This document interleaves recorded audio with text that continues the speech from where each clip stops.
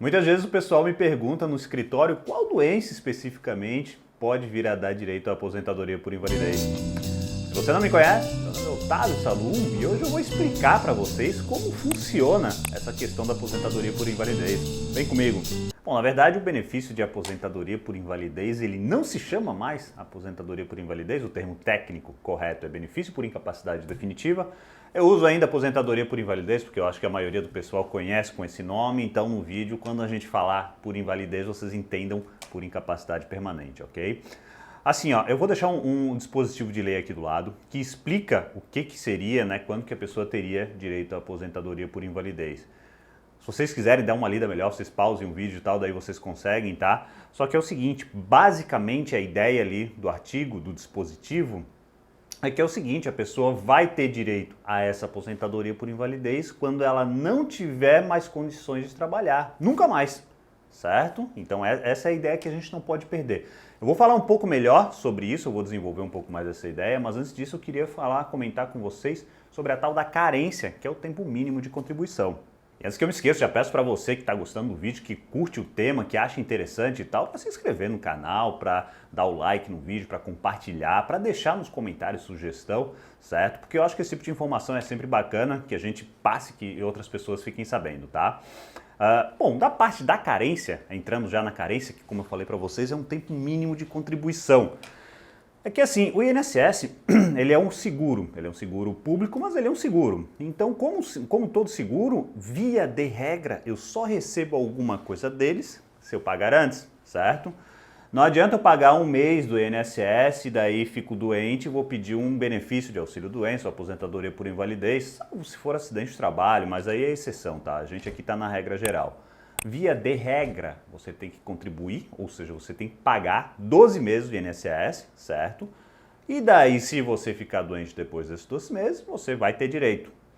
Se você pagou, por exemplo, 10 meses e ficou doente após esse 10º mês, sem chegar a completar um ano, infelizmente você não vai ter direito, em regra, ao benefício de aposentadoria por invalidez, nem ao auxílio-doença. E assim, pessoal, eu sempre sugiro que a pessoa faça a contribuição para o INSS, que a pessoa pague o INSS, o pessoal costuma falar muito mal deles e realmente tem vários defeitos, mas é o seguinte, o INSS não tem um histórico de calote, então é interessante que você pague o INSS para ter essa garantia. E muitas vezes eu vejo o pessoal falar, poxa, mas eu sou novo, então não pense em ficar doente agora. E, porra, mas eu não conheço ninguém que pense em ficar doente. Ah, não, ó, daqui a 5 anos eu tô pensando em ficar doente. Acho que isso não existe, né? Então, assim, infelizmente, fatalidades enfim, coisas que a gente não espera podem acontecer. Você não tá doente agora, mas infelizmente ninguém sabe o dia de amanhã. Então, é interessante que você pague o INSS para você estar coberto, porque a gente já teve vários casos aqui no escritório, inclusive de pessoas mais novas, que não tinham contribuições suficientes, ou seja, não tinham pagamento para o INSS suficiente, não davam muita bola, e daí na hora que elas ficaram doentes, o INSS falou, não, você não tem direito, você não nos pagou o tempo mínimo de contribuição que você deveria. Então, mas aí você deve estar pensando, né, porra, eu quero saber qual a doença que vai dar direito à aposentadoria por invalidez. Mas a verdade é que a resposta é que qualquer doença ou nenhuma doença pode lhe dar direito a uma aposentadoria por invalidez.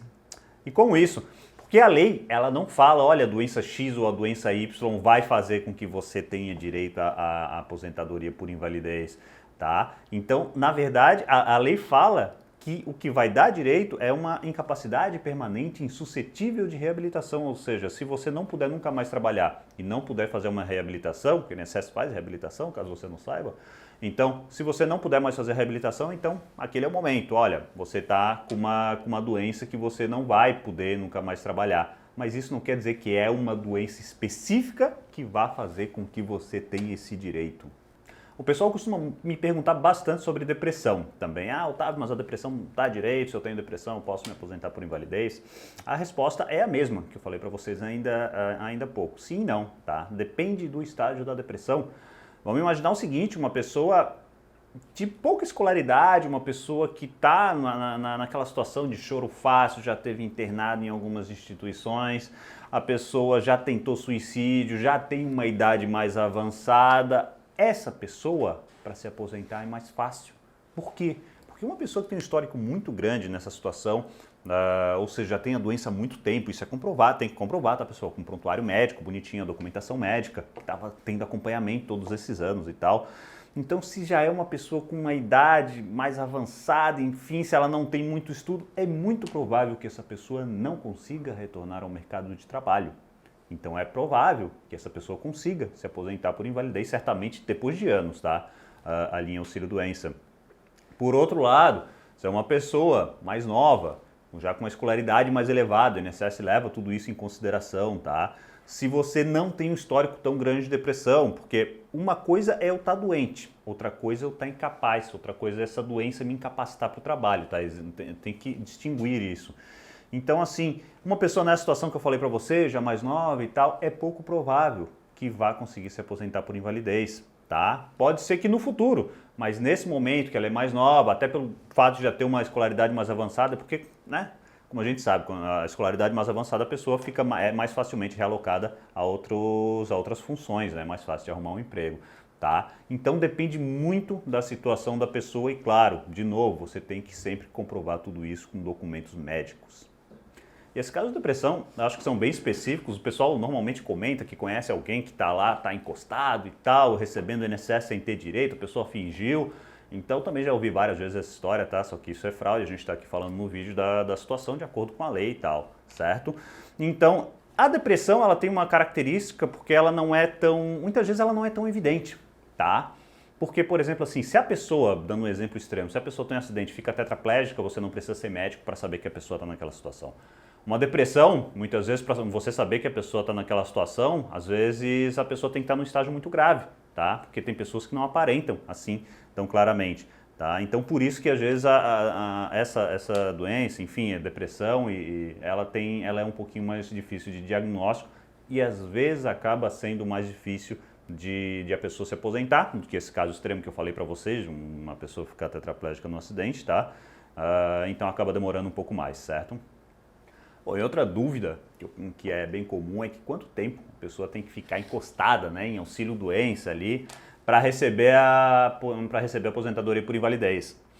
Na verdade, assim, pessoal, a gente tinha uma lei nos anos 60, tá, que previa o seguinte: ela dizia que se a pessoa ficasse 24 meses recebendo auxílio-doença, esse benefício tinha que converter para aposentadoria por invalidez.